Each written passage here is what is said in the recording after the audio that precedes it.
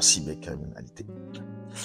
Je vous annonce que tout ce qui a été fait auparavant par des jeunes, nous on avait l'expression commune qu'on utilisait les gaïmans au Bénin, ceci n'est que l'heure, c'est des prémices, ce qui vient, c'est-à-dire des bandes de gaïmans qui se préparent d'ici 2030.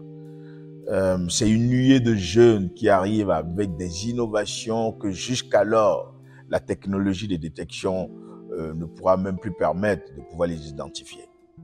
Donc nous sommes aussi à la veille d'un dégel de jeunes très intelligents, mais qui vont peut-être utiliser les mêmes passerelles comme les GPT-4, les GPT-5 pour véritablement justement détourner les fonds des grandes institutions bancaires, des grandes institutions mondiales et même créer véritablement des actes à toucher même la gouvernance locale.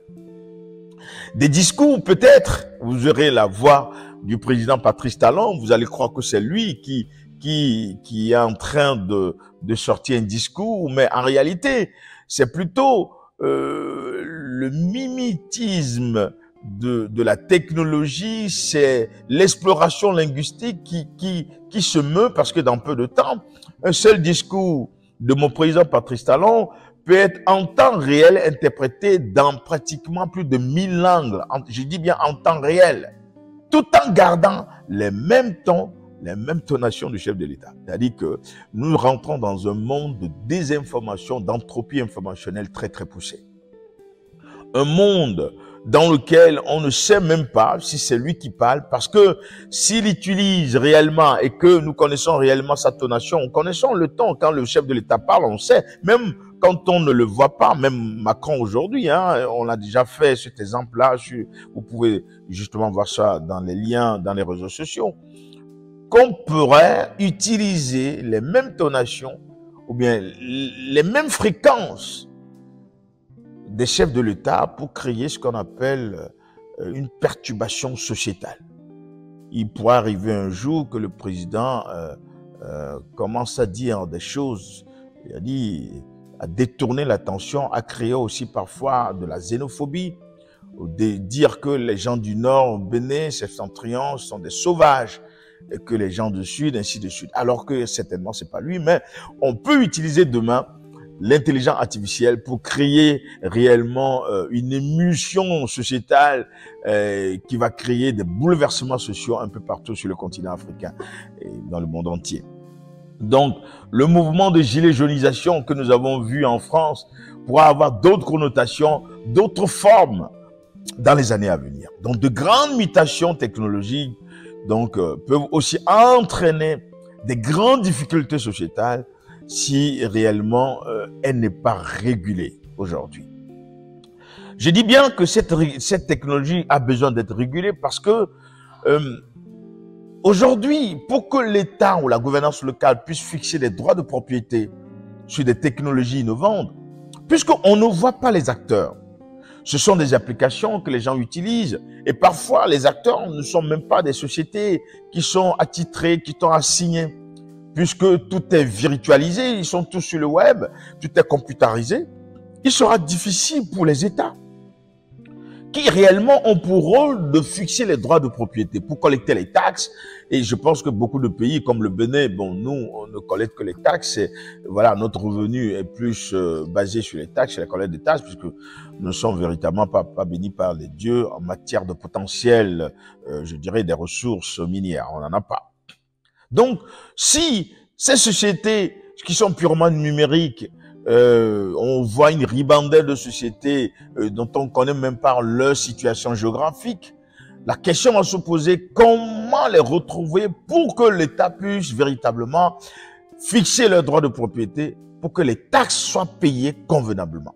Il va se poser un vrai souci d'identification de ces sociétés. Puisque tout est sur le web, depuis sa chambre, il développe une application, qui va toucher le monde entier. Chacun va devoir l'utiliser.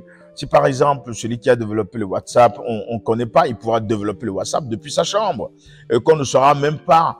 Et il aura justement des comptes virtuels, parfois on en voit réellement, ou bien des paradis fiscaux un peu dans le monde entier, ou les réserves, puisque tout est maintenant computérisé avec je dirais, la digitalisation des paiements, la bancarisation poussée. Ben bon, les gens passeront pas des cartes pour pouvoir payer, par exemple, leurs collatéraux, pour payer, par exemple, la publicité, les banners, et ainsi de suite, ne passeront plus par, je dirais, la transaction classique de demande, un bon de commande, validé, vous envoyez, et c'est enregistré par l'État, et l'État sait très bien que telle société a envoyé un bon de commande, et que cette société a reçu l'argent sur son compte.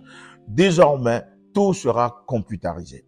Donc, on aura du mal à identifier des sociétés. Donc, par conséquent, l'État aura du mal à retrouver ces sociétés pour pouvoir fixer les droits qui sont les droits de propriété. Donc, il y a un vrai souci aussi dans ce secteur-là. Donc, quand on regarde sur l'échiquier mondial, un monde en plein dégel est devant nous. Un monde de grands bouleversements sociaux, politiques et économiques aussi se présente déjà devant nous. Et nous avons connu les prémices à travers les grandes crises que l'humanité a traversées. Je parle de la crise des suprêmes en 2007-2008. Ces crises, c'est la crise économique, la crise immobilière qui n'a jamais été régulée. Et bam, en 2019, ce fut réellement la crise de la Covid-19 qui a quand même, avec des actifs financiers tellement hauts, avec la bancarisation pour pouvoir lutter contre ce fléau, les États on les a tolérés, arriver à un déficit budgétaire assez important, au-delà de la norme imposée par le CDE. Et en même temps aussi, les banquiers centraux ont dû profiter réellement de ce fléau pour présenter des taux assez importants, à zéro taux parfois. On créait ce qu'on appelle la trappe à la liquidité de 15, où les États sont tous partis pour récupérer des milliards de dollars sous forme de dette, ce qui fait qu'aujourd'hui, même après avoir justement combattu ce fléau, les États se retrouvent complètement endettés et qu'il faut nécessairement repayer la dette. Ça, c'est clair. Donc, nous avons eu la crise des suprêmes en 2007, 2008, qui sera accentuée ou bien renforcée, je dirais, par la crise de la Covid. Après, bon, nous sommes directement rentrés dans la crise de l'énergie et qui a créé la stagflation dans plusieurs pays et l'inflation à taux considérable, même parfois jusqu'à 10%, 15%. En France, le taux inflationniste tourne autour de 7, je ne sais pas, aujourd'hui, peut-être à 8 à 9. Et cette inflation va monter parce que la régulation au niveau des banquiers centraux aujourd'hui, avec les actifs financiers qui sont on ne peut plus haut que l'économie réelle, puisque quand on regarde sur le continent africain, l'économie réelle est pratiquement à terre. Et que très souvent, pour que les États, pour que ces États puissent avoir accès à la bancarisation ou bien je dirais, à ces assouplissements quantitatifs, ils sont obligés de pouvoir forcer les indicateurs de performance des agrégats. Et parfois, c'est des machinations économiques, ou bien des fautes, ou c'est pas des fautes, puisque les États savent, ils vont marginaliser des chiffres, ils vont inventer des chiffres pour montrer à ces banquiers centraux qu'il y a des réformes structurelles qui ont été menées et qui sont éligibles à ces différents fonds. Malheureusement, en le faisant, nous faisons croire au monde entier que notre économie se porte bien pendant qu'elle est à terre. Et ça, c'est une source aussi qui viendra nous rattraper dans les années à venir. Et beaucoup d'États l'ont fait, je ne vais pas la citer, hein. Il faut les voir dans les départements des ministères de l'économie. C'est le façonnage je dirais le façonnage des chiffres, puisque aussi les banquiers centraux, pour aller sur la dette, par exemple, même pour aller sur Eurobond, il faut prouver réellement que vos agrégats sont à un niveau acceptable.